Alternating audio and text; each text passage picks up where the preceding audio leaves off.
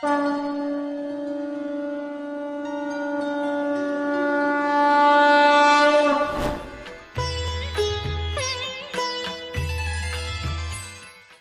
वर्ष के बाद सुखदेव जी कह रहे हैं, आज भगवान पुनः अटल वन में गैया चरा रहे थे। रंग जी के मंदिर के पीछे आपने देखा होगा ब्रह्म कुंड है, अभी उसका जीर्णोद्धार हुआ है 4-5 साल के अंदर ही। रंग जी के मंदिर से अंदर से जब लाला बाबू की तरफ जाएंगे हम, तो वहाँ पे ब्रह्म कुंड है बड़ा विशाल, अभी उसका जीर्णोद्धार हुआ है नारायण।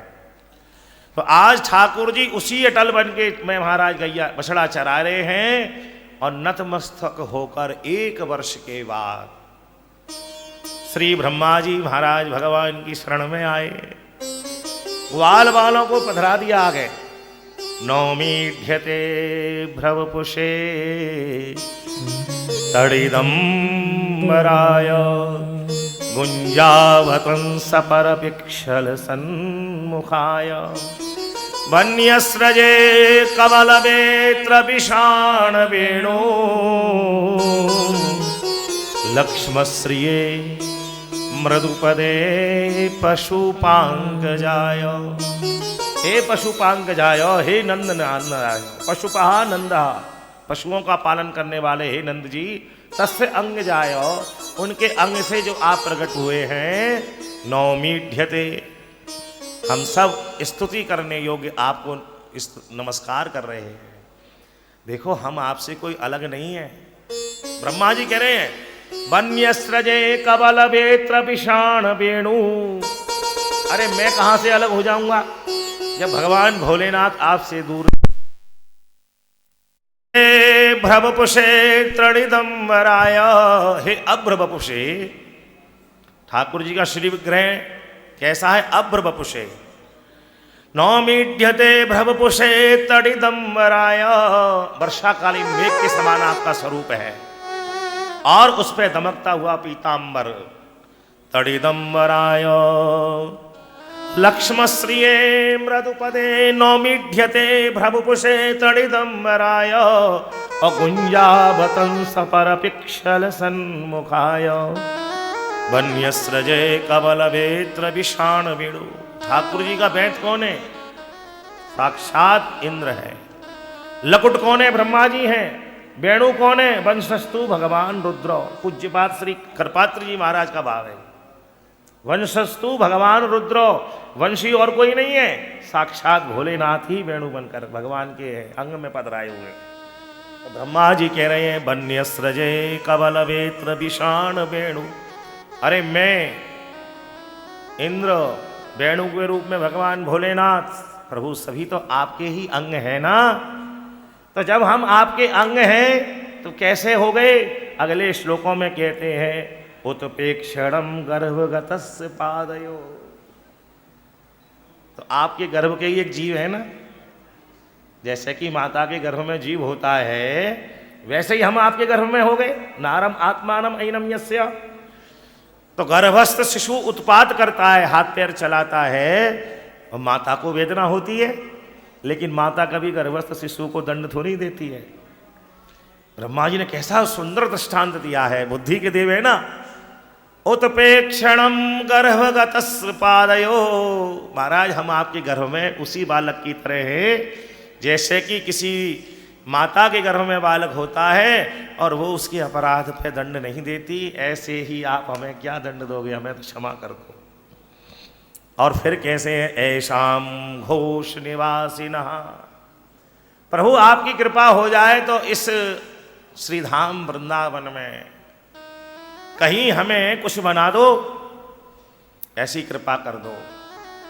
कर कंज से थामते हो जिसको, उस वृक्ष कदम्ब का मूल बना दे। लहरें टकराती रहे जिससे, उस कमनीय कालिंद्री का कूल बना दे। छुएंगे चरण तेरे कभी न कभी, ब्रज राज हमें ब्रज धूल बना दे। और ऊपर नित्य रहूं लटका, अपनी बनमाला का फूल बना ले। और लहरें टकराती रहें जिससे, उस कमनीय काल इंद्री का कुल बना दे। कर कंज से थामते हो जिसको उस वृक्ष कदम का मूल बना ले। लहरें टकराती रहे छुएंगे चरण तेरे कभी ना कभी। ब्रजराज हमें ब्रज धूल। ब्रह्मा जी महाराज कह रहे हैं मोरहु बनाओ तो बनाओ श्री वृंदावन को। नाच नाच कूक कूक तुम्हें झाऊंगो। मरकटे बनाओ तो बनाओ श्री वृंदावन को। कूद कूद वृक्षन पे जोर में जनाऊंगो। और भिक्षुक बनाओ तो बनाओ श्री वृंदावन को। मांग मांग भक्तनी के टूकनी ते खाऊंगो। बोलिए श्री वृंदावन बिहारी लाल की, श्री कृष्ण बलदेव की जय। ऐसी भगवान की ये ब्रह्मा जी का निग्रह करने की लीला है। ब्रह्मा जी महाराज 1 वर्ष के बाद नतमस्तक होकर आए। प्रभु बुद्धिमान को सिलेंडर करने में थोड़ा टाइम लग जाता है, सोच विचार करनी पड़ती है। अब मैया से कन्हैया बोले 2 वर्ष तो भगवान ने बछड़े चराए। 6 वर्ष के होते ही मैया से बोले मैया अब हम बछड़ा ना चराएंगे, देख नाप ले। बीच की गैया के पास खड़े है गए, बोले अब नाप ले, देख गैयन जैसा ऊंचो है गयो में। मैया ने कही बाबा थे। बाबा गए दौड़े दौड़े सांडिल ऋषि के पास में।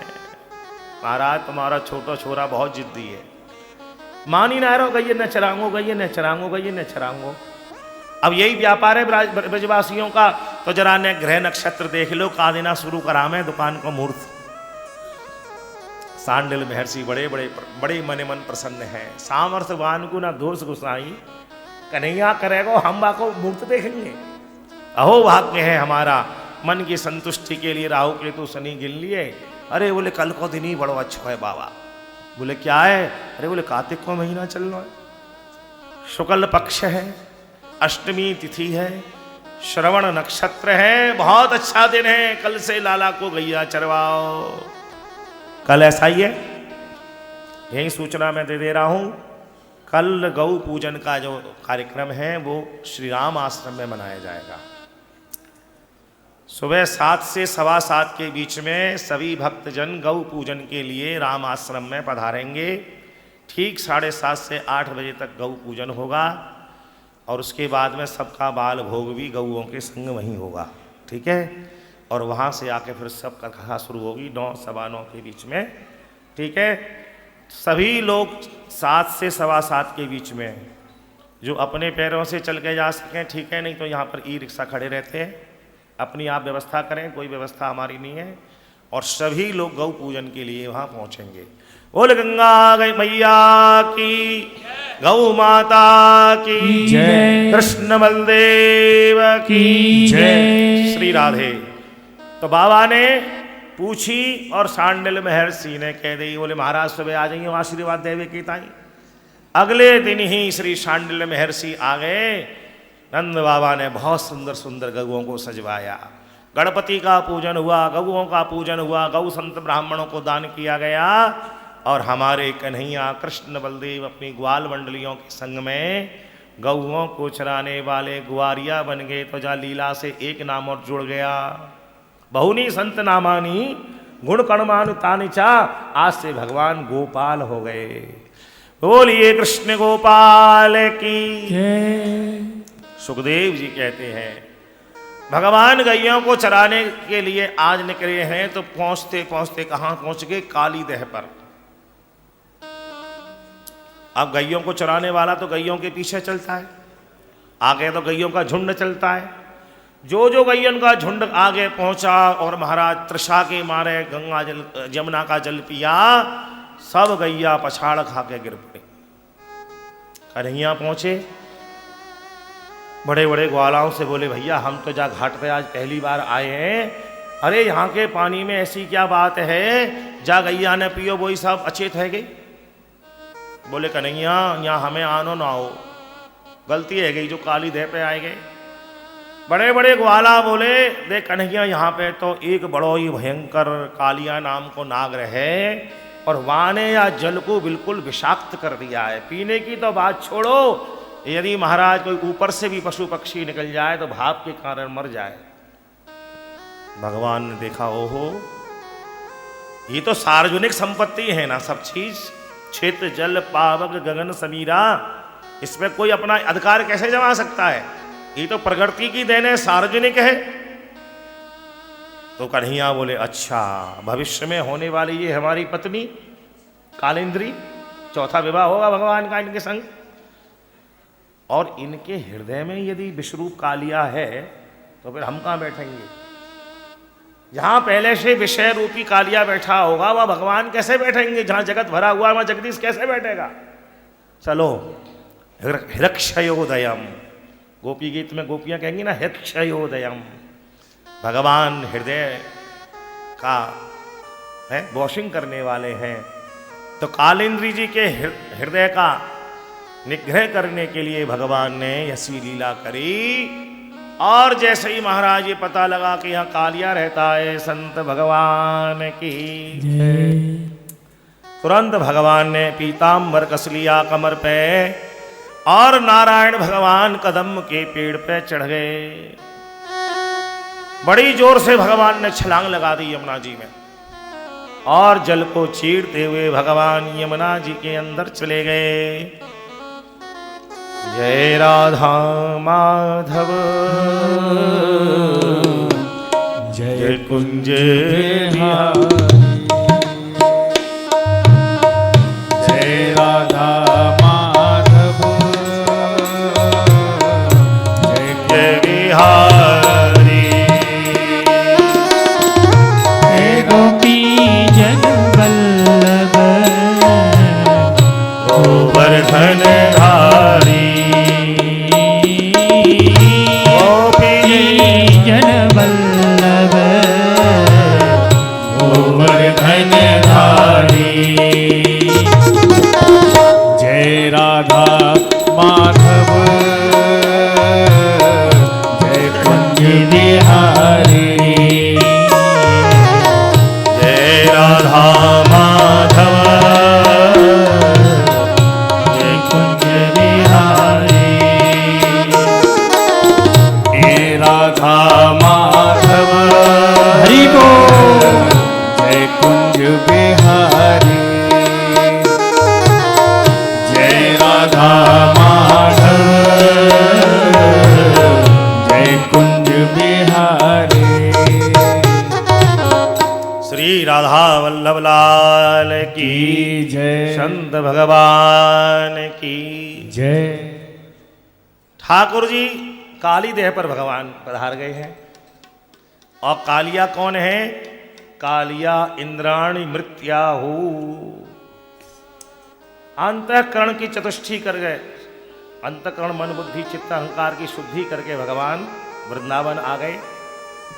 और यहाँ भगवान ने बछड़ों को चराते हुए श्री ब्रह्मा जी बुद्धि के देव में उनका निग्रह कर लिया, मोहित हो गए थे। और अब कालिया रूपी जो दसों इंद्रियां हैं, भगवान वल्लभाचार्य जी ने भी कहा है, पूज्यपाद श्री आचारण कर कृपात्री जी ने भी कहा है, कालिया इंद्राणी मित्याहु। इंद्रियों से ही तो विषयों का हम भोग करते हैं, विषयों का ग्रहण करते हैं। तो कालिया कौन है? साक्षात विषेंद्रियों का प्रतीक है। अब भगवान उस विषधर इंद्रियों के प्रतीक का निग्रह करना चाह रहे हैं। इंद्रियों का प्रतीक है इसलिए इसको मारेंगे नहीं। देखना आप, कोई भी संत जन गुरु महात्मा ये नहीं कहता कि अपनी इंद्रियों को मार दो, आंखों को फोड़ लो। नहीं, ठाकुर जी का दर्शन करो। वाणी गुणानुकथने, अभी कहा ना उन्होंने, यम उसके कुबेर के पुत्र थे यम अर्जुन, मणिग्रीव और नलकूबर। वाणी गुणानुकथने श्रवण कथायाम, वो ये नहीं कहेगा कानों को काट के फेंक दो। इसलिए कालिया इंद्राणी मित्याहु, ये भैया इंद्रियों का प्रतीक है। ठाकुर जी इसका निग्रह करने के लिए कदम पर चढ़े और फिर जल के अंदर गए। जल को चीरते हुए कालिया शयन कर रहा था। हमारे अंदर भी विषय शयन करते हैं, लेकिन जैसे ही वो अपने विषय को देखते हैं तुरंत जागृत हो जाते हैं। समस्त इंद्रियां जो है हमारी विषय के फल को देखकर जागृत हो जाती है। नारायण सो रहा था, भगवान ने जाते एक चरण का प्रहार भड़बड़ा कर उठा। अब ठाकुर जी को के ऊपर प्रहार करने लगा, कन्हैया के ऊपर। आगे प्रहार करे तो कन्हैया पीछे, पीछे प्रहार करे तो कन्हैया आगे, नीचे करे तो भगवान ऊपर उछल जाए, ऊपर करे तो नीचे। सारे फण उसके बार बार जमीन पर लगे तो सब में से रक्त पीव मवाद टकने लगे, निस्तेज हो गया। अब जैसे ही उसकी पत्नियों ने देखा, बड़ी सुंदर स्तुति करी है नाग पत्नियों ने। सौभाग्यवती स्त्रियों को इसको याद करना चाहिए महाराज।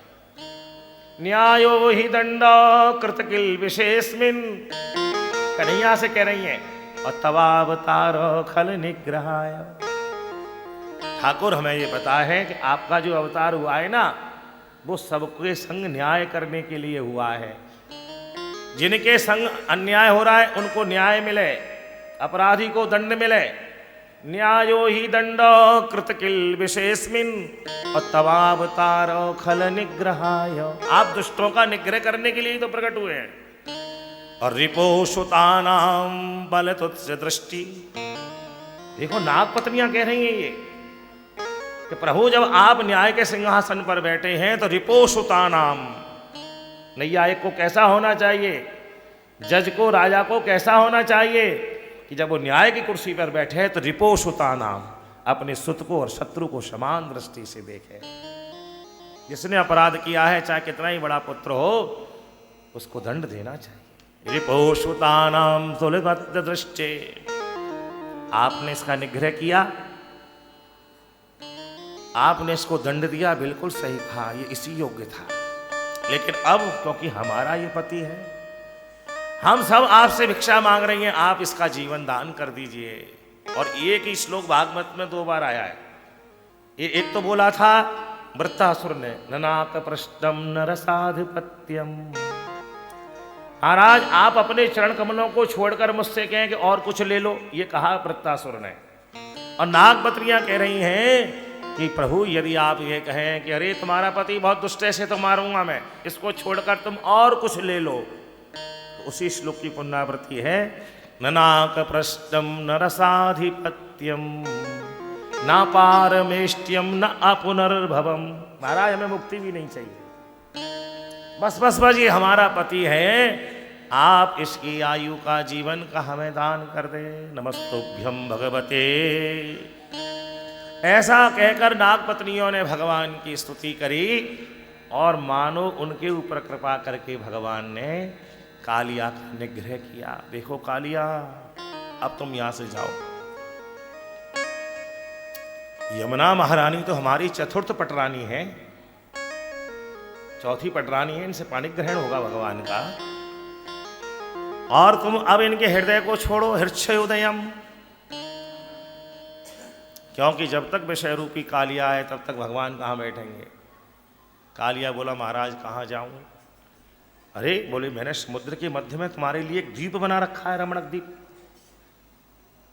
महाराज नाम ही उसका क्या है, रमणक द्वीप। रमण करने से ही तो विषयों के प्रति आदमी आसक्त होता है। तो बोले रमण द्वीप में जाओ, बोले मैं वहीं रहता था, लेकिन आपकी जो बहाने न गरुण जी हर अमावस्या पूर्णमासी को भोग लगाने आ जाते हैं। अब मेरा नंबर आया तो मैं परिवार को लेकर भागे आया। अब मैं वहां जाऊंगा फिर मुझे अपना आहार बनाएंगे। भगवान बोले अब नहीं बनाएंगे। क्यों? बोले अब तेरी फाइल पे ऐसी मोहर लगी है वो कहीं नहीं रुकेगी। तेरे एक एक फल पर मेरा चरण चिन्ह स्थापित हो गया है। जा परी कृपा राम की होई। अंकुश कुश आदि भगवान के जो चरणों के चिन्ह हैं वो तेरे फणों पर स्थापित हो गए हैं। कालिया अब तुझे संसार में किसी से भय नहीं है। कालिया ने भगवान को मस्तक पर धारण किया और ये समाचार पहुंच गया था नंद भवन में। ठाकुर जी काली देह में कूद गए। कन्हैया या को सुन के मैया रोहिणी दे और यशोदा जी, नंद बाबा, उपनंद, धरानंद, 9 के 9 भैया दौड़े चले आए। बाबा नंद यशोदा तो काली देह में कूदने को तैयार, अरे लाला अरे लाला अरे लाला। इतने में भगवान शत सृष्टि तांडव रचयिता, ठाकुर जी ने मानो आज शिव जी का रूप बना लिया, क्योंकि विषय से पाला पन्ना है ना, विषधर से पाला पड़ना है, तो मानो आज शिव जी बन गए। शत सृष्टि तांडव रचयिता, सारे ब्रजवासी हाहाकार कर रहे, गैया धाड़ मार रही, और ठाकुर जी काली के फण पर ऐसे नृत्य करते हुए आए हैं जैसे कि रात को भोलेनाथ तांडव करते हैं ना। जटाटे गज्वल प्रवाह पावित स्थले गले विलंब विलंबिता मुजंग तुंग मालिका डमट डमट डमट डमन निनाद वड्डमर भयम चकार चंड तांडवं तनोतु शत सृष्टि तांडव रचयिता। सूरदास जी का पद याद होगा, उसे गाओ। सूरदास जी का जो पद है, कालिया के फड़न पे नाचत गिरधारी। श्री राधे श्री राधे श्री राधे श्री राधे। नाचत कन्हैया आज काली के फनन पर, नाचत कन्हैया आज काली के फनन पर, नाचत कन्हैया आज काली के फनन। देखो ये भगवान के परम भक्त श्री सूरदास जी का पद है, सूरदास जी का पद है ये। जैसी ठाकुर जी लीला करते थे वैसे ही पद की रचना कर देते थे, वो देखते नहीं थे। वल्लभ कुल की एक बड़ी सुंदर बात है, उनकी वार्ता में लिखी हुई है। सूरदास जी जब ठाकुर जी के श्रीनाथ जी की सेवा में थे तो जैसा श्रृंगार करते थे पुजारी लोग, श्रृंगार आरती के बाद में सूरदास जी जाते और वैसे ही श्रृंगार का पद में बखान कर देते। वंश परंपरा में पुजारी जी के मन में आई कि आज इनकी परीक्षा ले ली जाए सूरदास जी की। तो क्या करा, श्रृंगार आरती में केवल नवनीत प्रिया जी है ना, श्रीनाथ जी में जो नवनीत प्रिया जी हैं उनको केवल महाराज कोई वस्त्र नहीं धारण कराया, केवल माला धारण कराई और श्रृंगार आरती हो गई। सूरदास जी से बोले, हाँ आज ठाकुर जी का कैसा श्रृंगार है जरा बताओ। सूरदास जी कानपुरा लेकर फूट पड़े, भगवान मेरी परीक्षा हो रही है कि आपकी परीक्षा हो रही है। आज हरि देखे नंगा मुनंगा, आज हरि देखे नंगा मुनंगा, आज हरि देखे नंगम सब पुजारी पानी पानी हो गए। बोले आज मेरी परीक्षा के लिए, मेरी क्या परीक्षा ली तुमने, इनकी परीक्षा ले ली। कोई अंग धारण नहीं, कोई वस्त्र धारण नहीं, आज हरि देखे नंगम।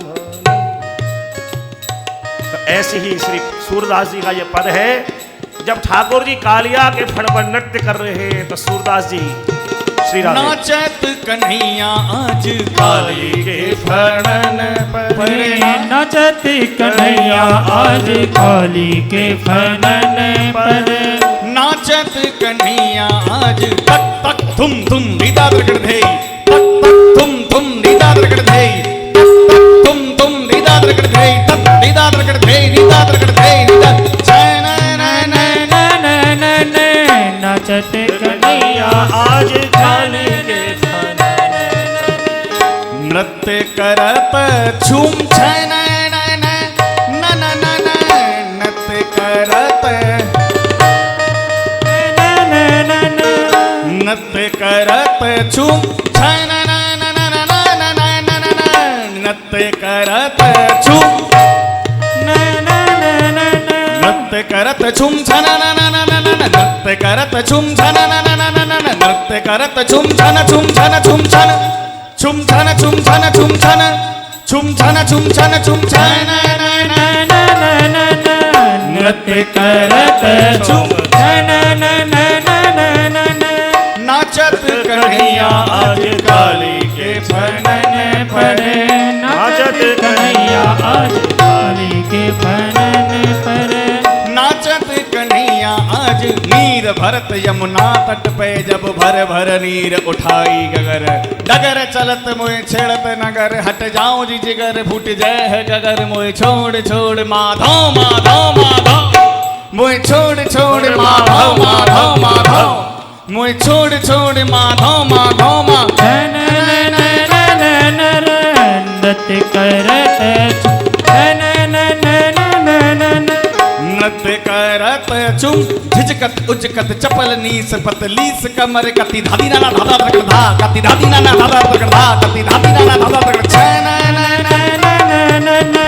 नृत्य करत नृत्य करत चुम नीर भरत जमुना तट पे जब भर भर नीर उठाई गगर, डगर चलत मोए छेड़त नगर, हट जाओ जी जिगर फूट जय है गगर, मोए छोड़ छोड़ माधव माधव माधव, मोए छोड़ छोड़ माधव माधव माधव, मोए छोड़ छोड़ माधव माधव। तक तक तुम दीदा प्रकट गई, तक तक तुम दीदा प्रकट गई, तुम दीदा प्रकट गई, दीदा प्रकट गई, दीदा प्रकट